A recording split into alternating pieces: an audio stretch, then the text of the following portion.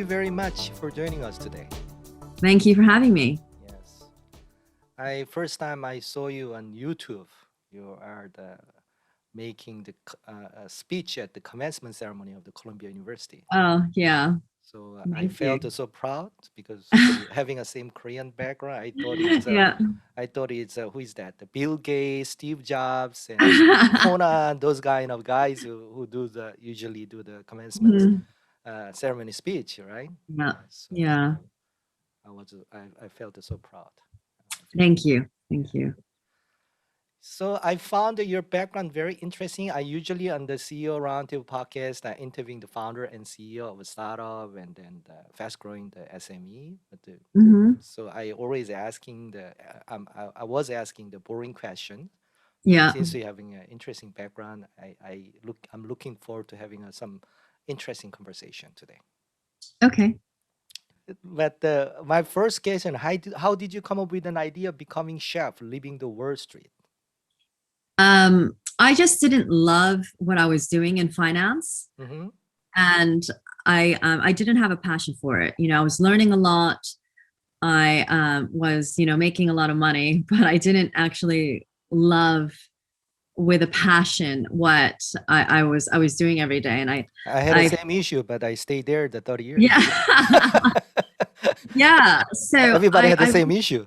it's true. It's true. But I just really wanted to do something that I was genuinely passionate about, that I was really interested in. And any free moment I had, I always wanted to read cookbooks and cooking magazines and about chefs and about food and restaurants. And I didn't really want to read, The Economist and Barron's and Yes. all these things like that. I did because I had to, but Right. my true love was always food. And after a while I was just, what, I just want to do what I love. And so I took the jump. Yeah. Yeah. But problem is, most of my friends who work in the banking investment sector, they had they have a similar issue. But the Hmm. problem is they are not brave enough to leave, right? Yes, it's true. Yeah. Yes. It depends how much you hate your current situation also. I always say it's a bit of a love that pulls you and a hate that pushes you, so it depends how much you are really discontent and how much your appetite for risk is as well, That is true, but another Yeah. side of a problem is, I mean, they feel scared leaving Yeah. the five-star hotel, right? Yeah. They're working Yeah. in the Wall Street, the banking, investment, large financial institution, like they are having the very nice concierge, everything organized, and then Yeah. yeah, and Yeah. then Yeah. receiving the nice salary. But Yeah. leaving that kind of five-star hotel may be scary for them, for me as well. Oh, definitely. I think it's scary for everyone, but any type of career change, I think, is scary. You know, um, Going from one bank to another bank is scary. I Yes, mean, this is yes. obviously much scarier whenever you pivot and have to do a career change. But I feel that particularly after COVID, a lot of people were number one laid off.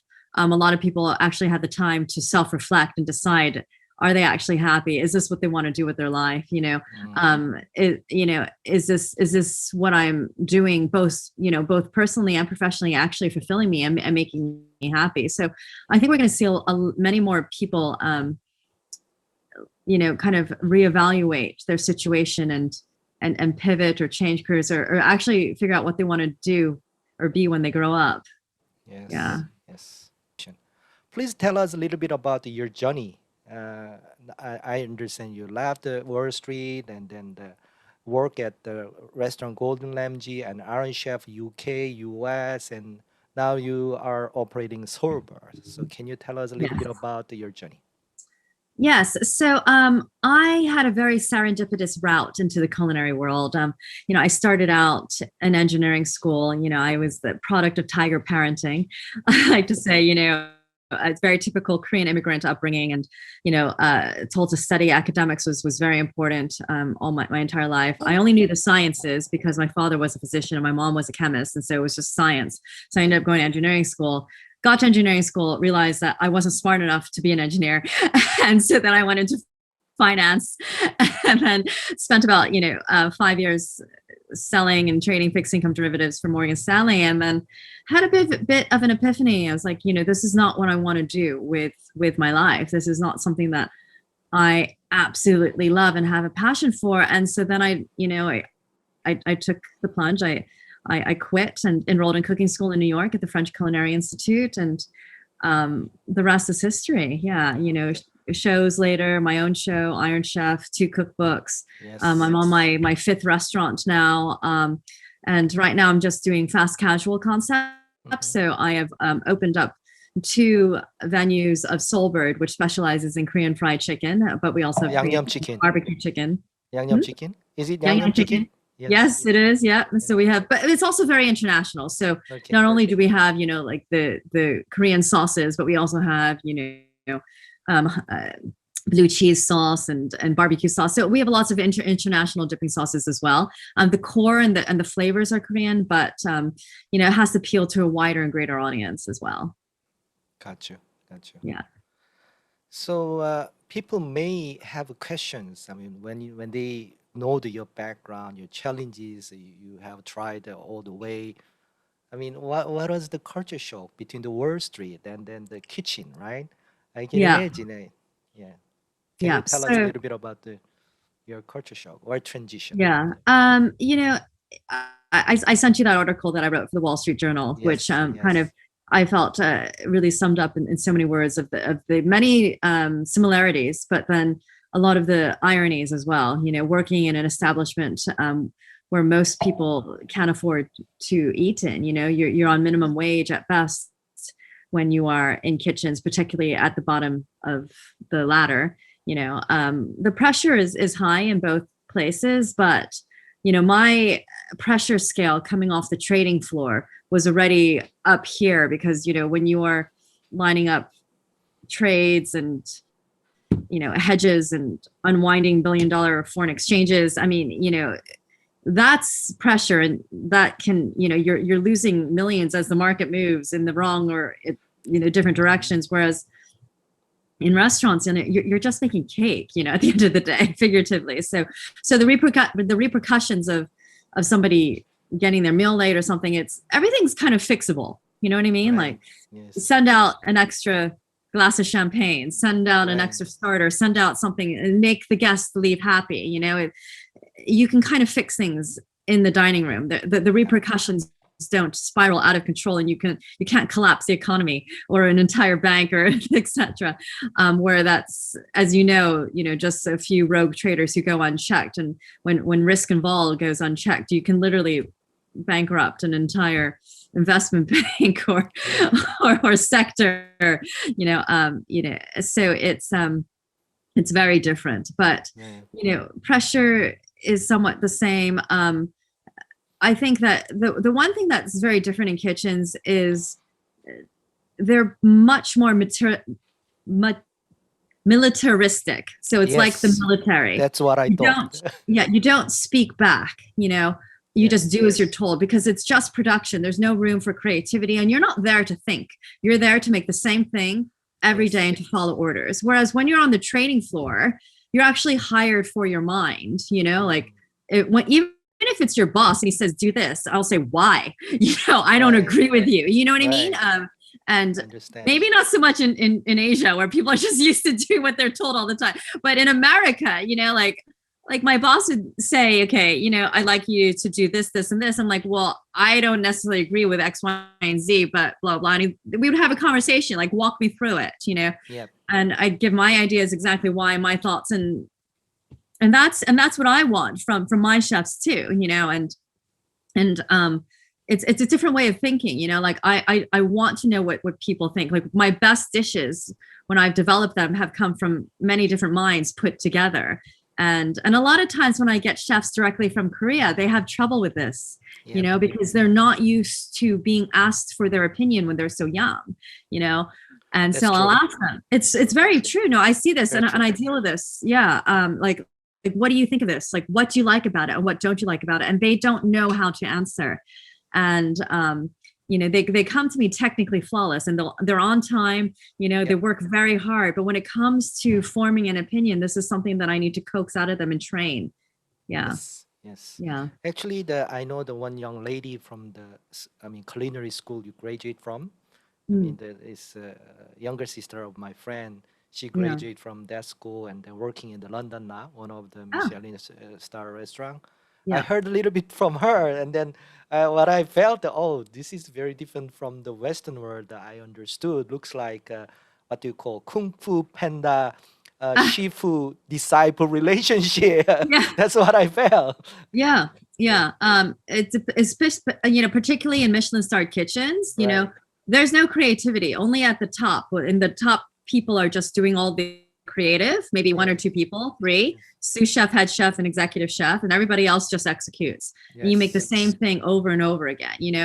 Um, yeah, Yes, yes, that's that's that's that's what you what I get. Yeah, heard from her. absolutely. So, but Yeah. with your different background, unique background, which is different from the other people in the culinary business, do you think you can? I mean, there is a lot of opportunity you can disrupt and then improve. Absolutely. So this is where, I kind of feel like I train my chefs a bit better because I ask them, do you like it?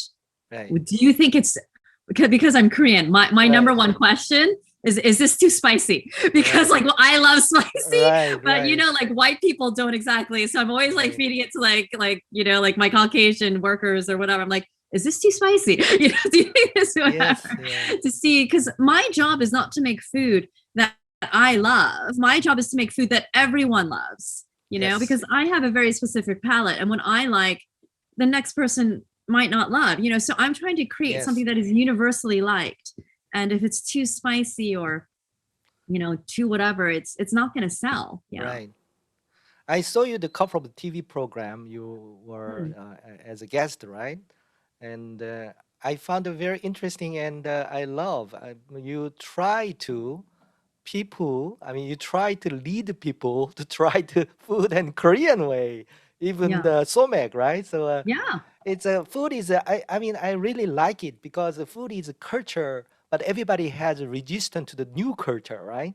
Then we need to go through the transition, right? Help them to Yeah. go through the transition to Yeah. understand, accept the new culture. I Yeah. mean, as a consumer, for the Korean restaurant, Korean food, I always felt that the biggest challenge is acceptance of different culture. Yes, it's true. But I think that Korean culture right now, as you know, is having a moment. Yes, Everyone is yes, so into Korean culture, right, because of K-pop, because of Korean dramas. Korean dramas are being translated into 90, 91, yep, 92 different languages yes, around the world. Korean beauty and all of these drivers are creating this really weird cultural voyeurism right, where people are obsessed about Korean culture. I have friends who are Italian, Spanish, Colombian, all this. Their kids are taking Korean language classes because they right. are so incredibly They already curious. open. They already opened the door. That's what I felt. Yeah, exactly. And Beyond the acceptance issue. totally. And Yeah. I think that now, because the world has changed so much from when we were growing up, and now people are really curious about other cultures. and Right. and the globe is much smaller now because, as you know, people are traveling around so much, and with social media and YouTube, it really has opened up what people see and what they're exposed to now. And um and I think with that comes a natural curiosity, Yes. and food tells the history of a country, particularly of Korea. It Right. tells the story of occupation, feast, famine, war, recession, etc. And the food reflects the people. Korean food is like what you see is what you get. It's quite Right. fiery. And Right. I feel the people are like that too. Right. And it's like, we wear our hearts on our sleeves, like we're dramatic, like Korean drama. We're the Yes. Italians of Asia. And I feel that people are so curious about many different cultures now, particularly young people, that I think Yes. it's just going to become easier and easier to get little glimpses of cultures from around the world, that because of social media, because of the Because of internet social now. media, I agree. I mean, Absolutely. I was very shocked, more than surprised when I see that like American, European young girl, they are crying over the BTS music. That Yes. was a culture shock to me. That Yeah. was right. Yeah, But I never absolutely. imagined that kind of things. But now it Yeah. is happening, as you said, is we Korean culture and food as having a momentum. I Yeah, agree. definitely. you are having try you have been trying a lot of things, but what is your choice between the scalable business and culinary arts? Yeah. So I am making a choice right now to do a scalable business, Yeah, definitely. Just because I feel that it's too much work for yeah, too little margin and profit, you know. right.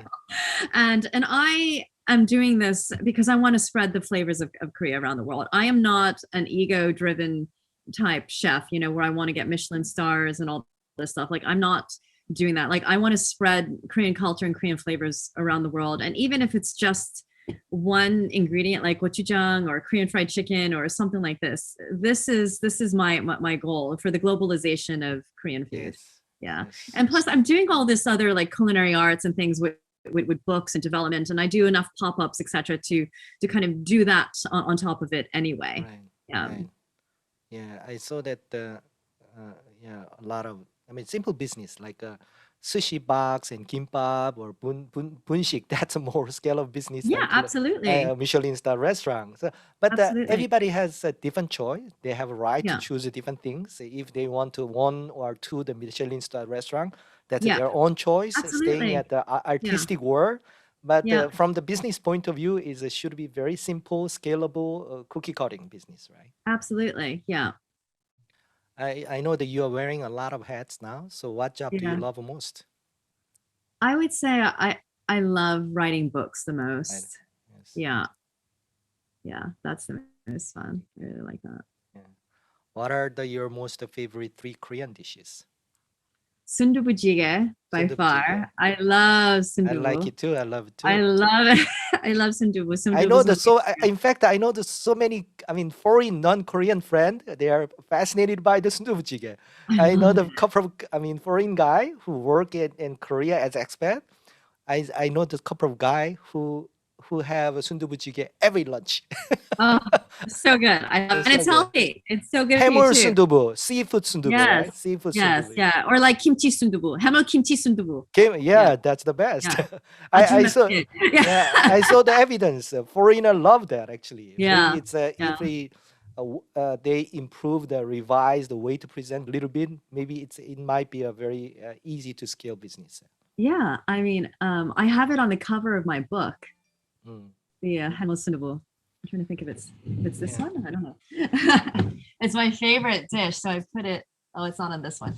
It's the other version, but Yeah, I have it on the cover of my I see. U.S. version of Korean soul food because it's my favorite dish. So Yeah. far, among my non-Korean friends, they these days they love the Yangnyeom chicken best, Korean Yes. spicy chicken. So Mm. even the owner of the large, I mean the what do you call high-end like Michelin star type of restaurant owner, French restaurant owner, he Yeah. said that he never had I mean eaten this kind of chicken before.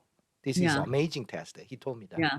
Yeah. But Yeah. It's he's all a about the French. He's sauce. a French. So Yeah. It's all about the sauce, that like yeah, addictive sauce. Yeah. very addictive. It's the Very addictive. gochujang. Yeah. Yes. Hmm. Yes. Yes. Yeah. So And then I love after that I would say bibimbap, and then what is that? bibimbap. Bibimbap. Yeah. Bibimbap. That's on the top of the list as well for foreigner, Yeah. right? I like bibimbap. Yeah, I mean, yeah, fried chicken. I mean, I love so many Korean dishes. I like barbecue. Barbecue. How Yeah. about the sundae-gu? You know the sundae-gu? Oh yeah, I like sundae. Yeah. Sundae-guk. Sundae-guk is a Look. soup, right?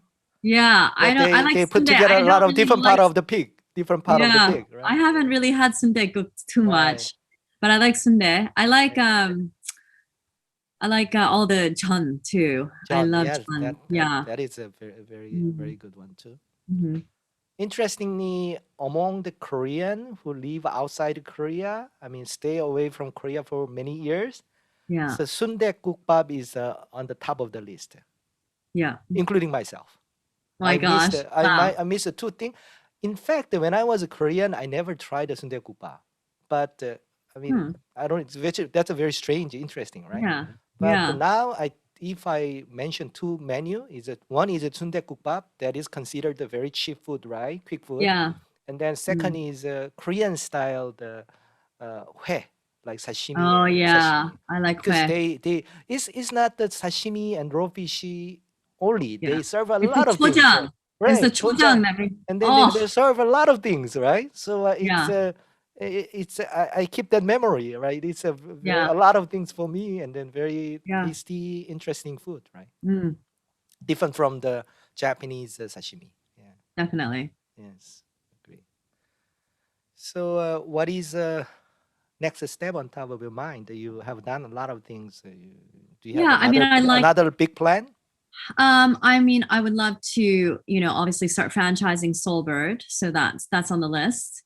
And more television, hopefully, some more fun projects. And I hope to do a wellness book as well. Yeah. Yes. Very Hmm. good. Sounds good. Yeah. So I finished all the question, but my Great. final question is that Yeah. very personal. Who is the nicest person you have ever met in your life, except Oh for the gosh. family member? Yeah. Except for family Yeah. members. So Yeah.